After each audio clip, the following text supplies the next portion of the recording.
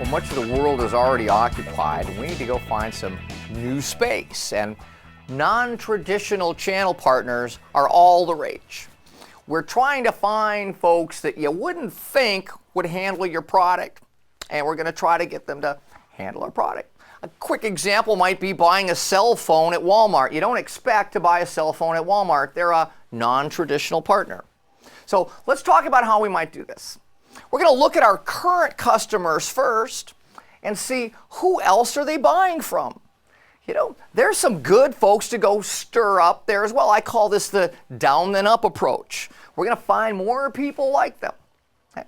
Next up comes looking at our current customers again and asking, well, when they buy my stuff, what else are they buying?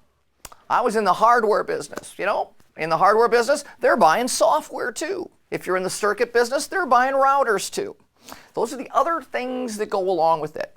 So if we figure out who sells what, we're going to go find and engage those folks. They're selling the other pieces that go with. They're great folks. They have channel programs as well. They're really friendly.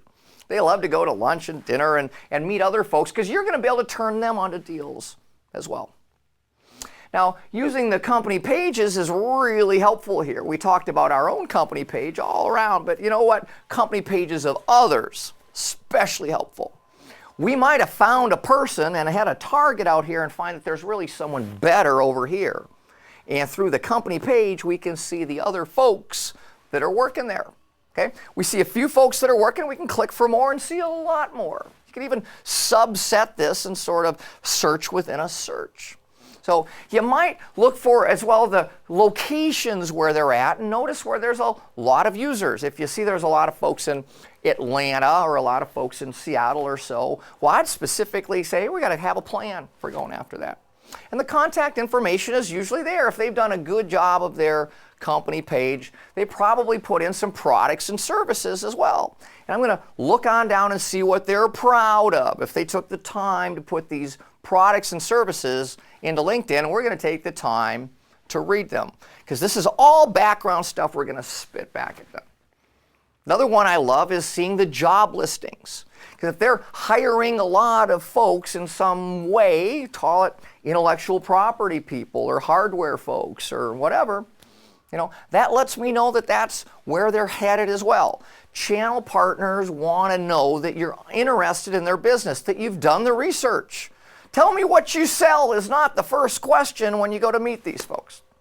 Finally, I'll talk about with the company page about status updates. They're talking about things that are top of mind to them, and that's what you should be talking about. Do a little bit of research over here and spit it back at them over there. See what you get. I think you're going to go really well with that. So channels and LinkedIn groups come into play. Because there's groups out there you want to join. You want to recruit partners through the LinkedIn groups. There's industry groups, hardware, software, a lot of telco groups. Those are great ones to join because if I'm in those industries, I'm definitely joining the big groups there. And they become part of your network. A lot of folks in the channels world out here also have specific areas that they work.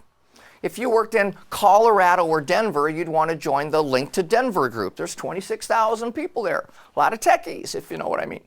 Okay? So those are groups to join as well because people that you're looking for tend to join those kind of groups.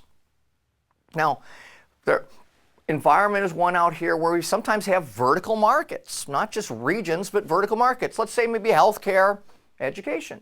Well, there's customer groups for those. There's groups you can join and find, guess what? A whole lot of folks to recruit in the channel partner world. Now, the groups I really like the most, though, those are groups that are specific about certain job levels or job titles. The decision maker groups, the developer groups, the folks that carry the similar flag, but they're working for a different company. Okay. There's only one CEO per company, so that's a pretty exclusive group. But when you get into sales reps and sales channels and engineers, another thing. The peer groups are particularly good. Channels has got a lot of groups. Microsoft has got one. Cisco has got one. I'll bet you Oracle's got one as well. So I wanted to give you some places to look for non-traditional partners, other folks that are stirring up business out there that might be able to stir up some business for you in the process.